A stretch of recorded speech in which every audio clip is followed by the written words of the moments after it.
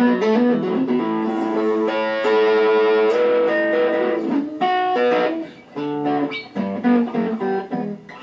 so how'd you get into playing guitar? Oh, I was 14, and my mom had an acoustic. I used to look at it, but I couldn't play. I was on the playground, and there was another guy named Charlie, and a guy named Tony, and we were playing basketball, you know, pickup basketball. And then Charlie said, "Hey man, have you heard of this band called The Police?" This was like 1981. And I said, "No." He goes, "Hey, come over to my house." So he lived like 3 blocks away. Played it for me. I was like, "Wow, this is so cool."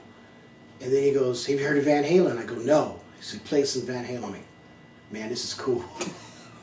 And then, you know, and he had some Hendrix, and we listened to Hendrix, and then he played some Funkadelic. Stuff I had not heard, like I think it was Maggot Brain or something like that. I was like, "Oh, holy, wow."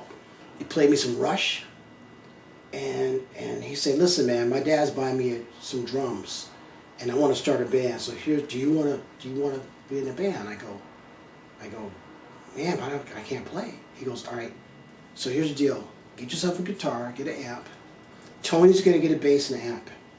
And we're going to take 1 year. So 1 year from today, that's going to be our first practice." I'm like, okay, cool. So I was able to tell my friends, tell girls, "Yeah, I'm about to start a band," right? So I needed to buy a guitar, right? So I was messing around. My mom showed me a couple of chords, showed me like an A, a C, and an E. And I did that, but then I started just playing notes, and I just would hear stuff, and I would just pick out melodies.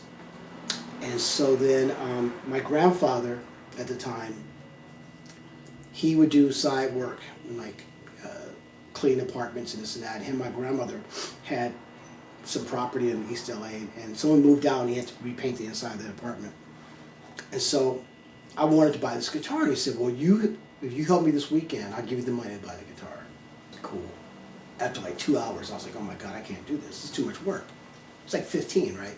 So I go to my grandfather, and I'm like, "Grandpa, you think I could just have the money now and then I can just work it off?" And he said something to me that was like quite astute, but I understood as a 15-year-old. And now being a dad myself and having a 12-year-old, I've had to tell him the same story. He said, "You can make excuses and you can make money. You can't make both."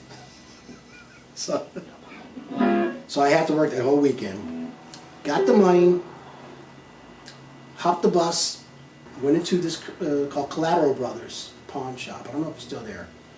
And there was a Strat copy. It was a K. Strat copy, Sunburst, hardtail. I asked the guy, "How much was it?" He said $100. I had exactly $100. He rang me up. He goes, "Okay, that'll be $106.25. I'm like, "What's that?" He goes, "Sales tax." I go, "What's sales tax?" He goes, "Well, you know, whatever." And then the guy said, "You know what, man? I'm going to cover the $625." Because I told him it was my first guitar.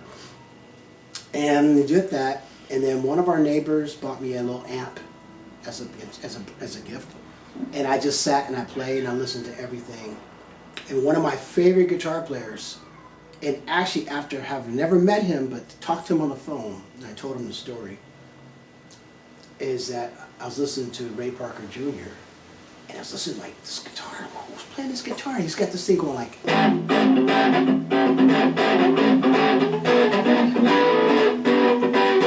Those are like the groove. So I taught myself that.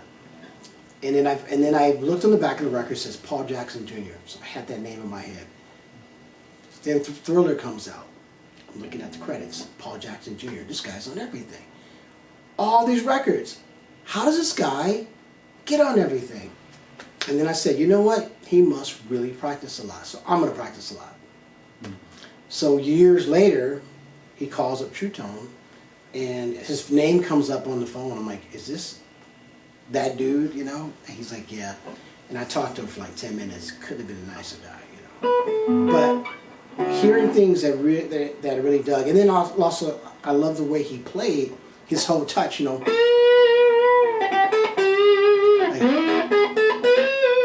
He always plays very melodic. And I like to mix it up, so if I'm doing something, I'll start off in the melodic mode. So that's E.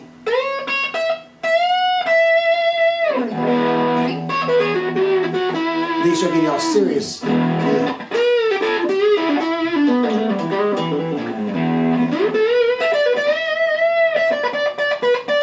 then a little trick I learned from listening to B.B. King.